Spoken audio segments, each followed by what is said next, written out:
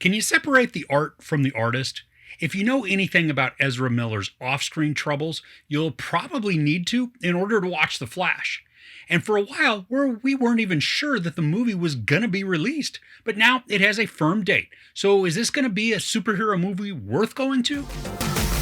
Barry Allen uses his super speed to change the past, but his attempt to save his family creates a world without superheroes, forcing him to race for his life in order to save the future. Alright, I'm not going to get into the issues that Ezra Miller has been involved in, but I did find it interesting that some of the dialogue, in small ways, almost seemed to be addressing their offenses, and not making excuses, but instead offering a sort of to-do list for the actor. Now, maybe it just stood out to me knowing some of the backstory, and it really is just a coincidence of the dialogue. Okay, so I'm going to keep this spoiler free, so I'm going to be vague on certain aspects and then avoid some areas altogether so that you can go into this like I did. The premise is that Barry Allen, the Flash, discovers he can go back in time, so he decides to try and fix a tragedy in his life. And like any time travel story, any changes always lead to unforeseen consequences. And in this case, Barry lands in a timeline where he already exists, but a little younger. And from there, he needs to figure out how to fix the mess that he's begun. When Ezra Miller was interacting with themselves, there is a lot of humor that's present. I laughed out loud several times because of the exasperation that's displayed by the original Barry at having to deal with an ignorant self. And the conversations, they're quick, sometimes pointed and stinging, but then also wildly sarcastic and timed perfectly to elicit some really good laughs. And this wasn't just a one-time occurrence. There are conversations and interactions between the two all throughout the story. And while not all of them are going for a chuckle, the ones that do, they tend to land nicely. Now, I really enjoyed how this multiverse story is told and then shown to us. I think there were opportunities to show more variances and details, especially with how the multiverse is laid out in the movie, but the story is still easy enough to follow while showing us many different versions of what could be. And the story itself is a heart-wrenching and touching one. Miller emotes incredibly well, allowing us to feel the pain, sadness, joy, and surprise. They run the gamut, and I found them to be very sympathetic and charismatic. And I love that because the timeline is a bit messed up, we get to see variances from what we've seen in this current DC landscape. First, as was shown in the trailer, Michael Keaton dons the suit once more and returns as Batman. Now, he's outstanding in this, and when we first meet him, it was just an excellent introduction. It's not necessarily what you'd expect, but it was exciting and funny, and it also serves as a way to begin to explain the multiverse lore for the story. And we also get a super person, but instead of the Man of Steel, we have Sasha Calle playing Supergirl, and she is fantastic.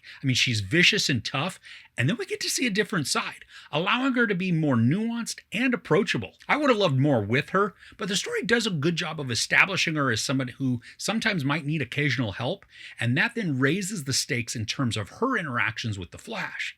Okay, so for as much as I enjoyed the storytelling, the humor, and the acting, there are portions that really fell short. First, the CGI is terribly lackluster in a lot of spots.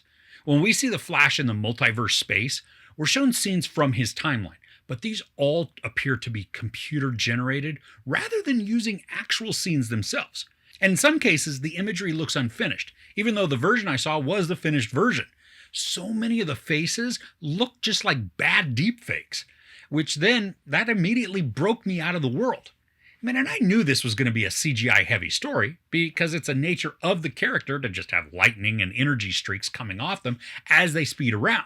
And honestly, those portions, they looked fine. I didn't really have an issue when we watched the Flash do his thing, but when the action got bigger or more complex, the graphics became more and more noticeable. And in the final scene of the movie, it had to have been a reshoot because Ezra Miller looks different. Their face is slightly fuller and lacks the emerging stubble that was shown moments before. And at times, they even appear to be on a green screen. This last scene was actually very distracting, so I am curious about what had been changed for there to be a need for a reshoot much later. Do you remember the jokes that were surrounding Space Jam 2 when Warner Brothers basically just vomited all of their IPs onto the screen? Well, unfortunately, there's a segment in the movie that feels a little like that, like the parent company, or maybe just DC, is trying to show us the depth of their content. Now, the idea is cool, but the execution, it felt off. And that's not to say that some of what we're shown isn't fun, because it was, and it created excitement within the theater. I mentioned how the action sequences were very CGI heavy. Now, they didn't always look awesome. But what was awesome was the energy and tension that was built in these areas. There are some huge risks the characters undertake, and I love the idea that they can face peril, that perhaps they may not fully survive the ordeal. And the ramifications of that are also very intriguing, especially with what it can do to the psyche of the characters. But this features some massive scale action scenes with a ton of destruction and explosions.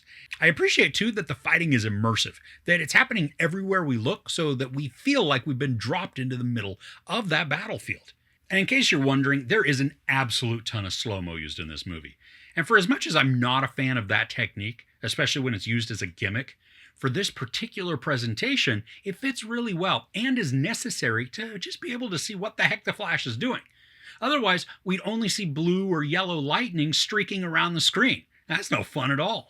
And while the film does use some of the slow-mo scenes to play up humor, it doesn't use it exclusively for laughs or action, but also slows everything down so that we can witness touching, emotional moments.